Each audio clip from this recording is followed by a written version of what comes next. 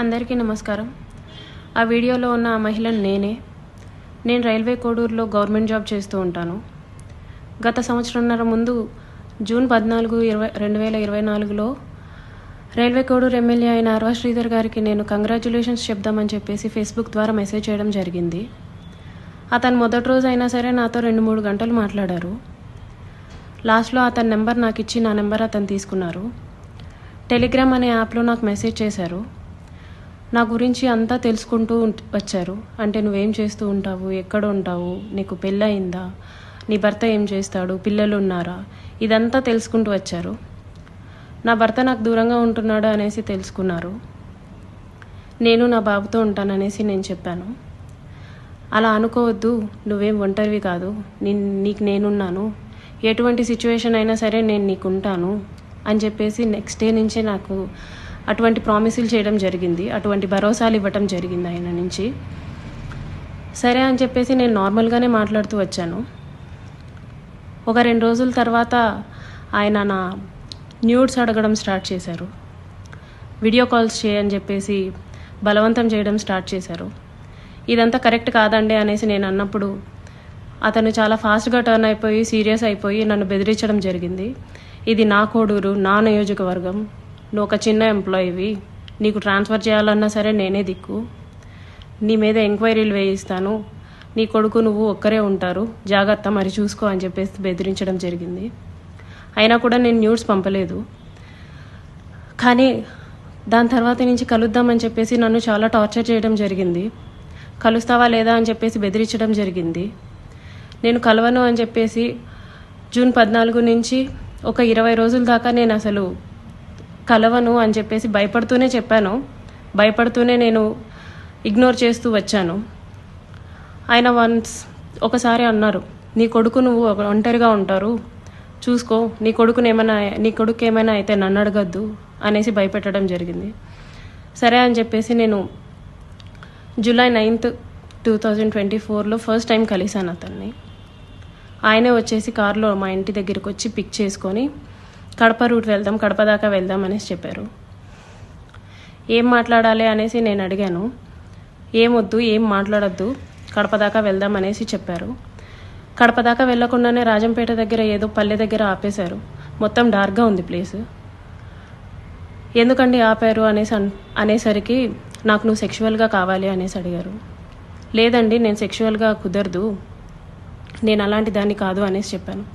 నేను అలా చెప్పేలోపే నా ప్రైవేట్ పార్ట్స్ని టచ్ చేయటం, నన్ను బలవంతంగా దగ్గరికి తీసుకోవడం లాంటివి జరిగాయి. నేను కార్ డోర్ ఓపెన్ చేయడానికి ట్రై చేశాను. అతను నా జుట్టు పట్టుకొని వెనక్కి లాగేసి నన్ను గట్టిగా కొట్టారు. 2-3 సార్లు కొట్టారు. చాలా గట్టిగా కొట్టి కార్ సీట్ని అడ్జస్ట్ చేసేసి నా మీదకి వచ్చేసి నన్ను చాలా బలవంతంగా రేప్ చేయడం జరిగింది. నేను అరవడానికి ట్రై చేస్తుంటే నన్ను చాలా గట్టిగానే కొడుతూ వచ్చారు. అలా నా మీద ఫస్ట్ అటెంప్ట్ జరిగింది. నన్ను ఇంటి దగ్గర డ్రాప్ చేసి నేను దిగుతున్న టైంలో, నువ్వు ఈ విషయం ఎవరికైనా చెప్పినా సరే నువ్వు కొలాప్స్ అయిపోతావు, నీ ఫ్యామిలీ కొలాప్స్ అయిపోతుంది, స్పాయిల్ చేసిస్తాను అని చెప్పేసి నాకు చెప్పడం జరిగింది. నేను ఆ భయంతో వెళ్ళిపోయాను, ఇంటికి వెళ్ళిపోయాను. నేను మా బాబే ఉంటాము. నెక్స్ట్ డే కూడా ఆయన కలుద్దాం, మాట్లాడాలి అని చెప్పేసి బెదిరిస్తూ వచ్చారు. అలా నాకు ఆగస్ట్ ఎండింగ్లో నా ఫస్ట్ ప్రెగ్నెన్సీ అతని వల్ల వచ్చింది. ఈ విషయం నేను అతనికి చెప్పాను. చెప్తే అబార్షన్ చేయించుకో వెంటనే అనేసి అన్నారు. నేను అబార్షన్ చేయించుకోవట్లేదు, నీ వల్ల నాకు ఇంత జరిగింది, నేను అబార్షన్ చేయించుకోవట్లేదు అంటే అప్పటికి నన్ను బెదిరించారు. నువ్వు అబార్షన్ చేయించుకుంటే నువ్వు బ్రతుకుతావు, నీ ఫ్యామిలీ బాగుంటుంది, నీ ఉద్యోగం బాగుంటుంది, లేకపోతే నా గురించి నీకు తెలుసు అని చెప్పేసి చెప్పడం జరిగింది.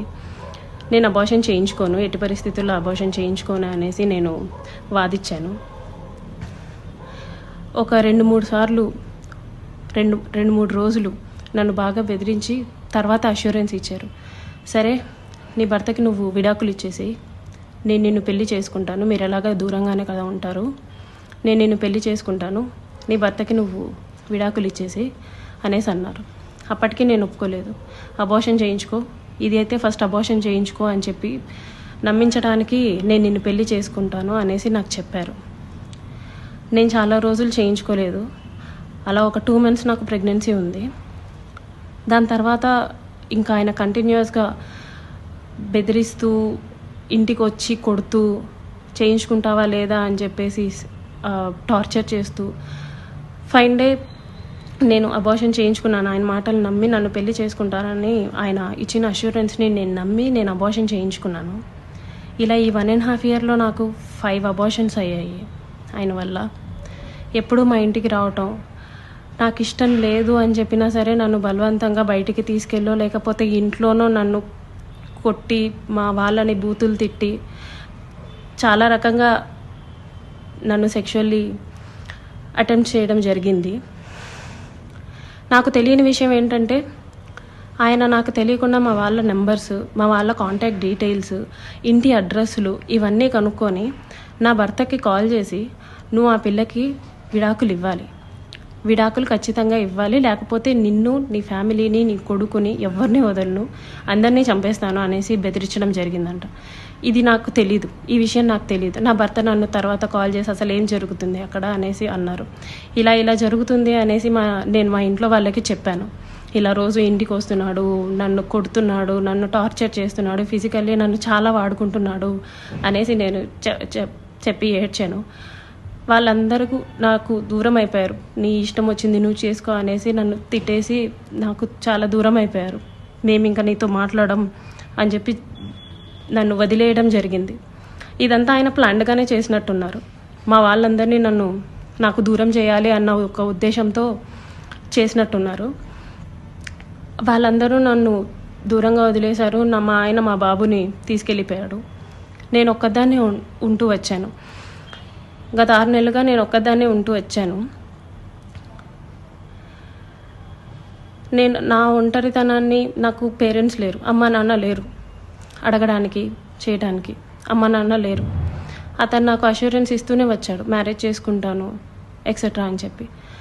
ఇలా వీళ్ళందరూ దూరం అయిపోయి నా గురించి ఎవ్వరూ అడగడానికి కూడా లేరు అని ఆయనకి ఒక క్లారిటీ వచ్చిన తర్వాత ఈ 1.5 year నాతో ఉండి నన్ను ఇష్టం వచ్చినట్టు సెక్షువల్లీ వాడుకొని లిటరల్లీ నన్ను కొట్టి బలవంతంగా చాలా అంటే చాలాసార్లు చేసి January 7, 2026 ఒక 20 days ముందు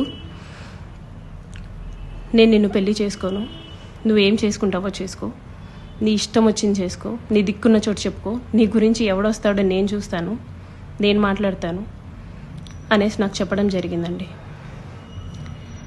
ఇట్స్ బీన్ 20 days అతను నన్ను వదిలేసి ఈ 1.5 సంవత్సరం నేను నరకం చూశాను. అతని వల్ల చూడాల్సిన నరకం అంతా చూశాను. నాకు ఇప్పుడు న్యాయం కావాలని చెప్పేసి నేను కోరుకుంటున్నాను. దాని గురించి పోరాటం చేస్తున్నాను. హిట్ టీవీ యాప్, ఇందులో short news, live news, entertainment shows, movies, digital magazines తో పాటు మీ జిల్లా వార్తలను కూడా ఫ్రీగా చూడొచ్చు.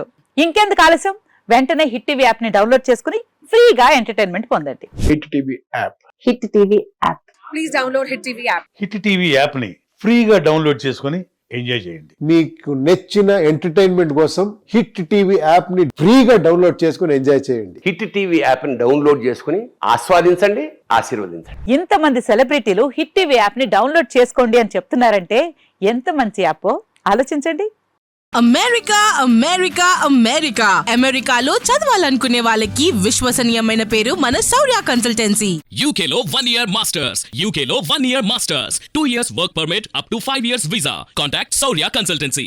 Contact 89851 89851.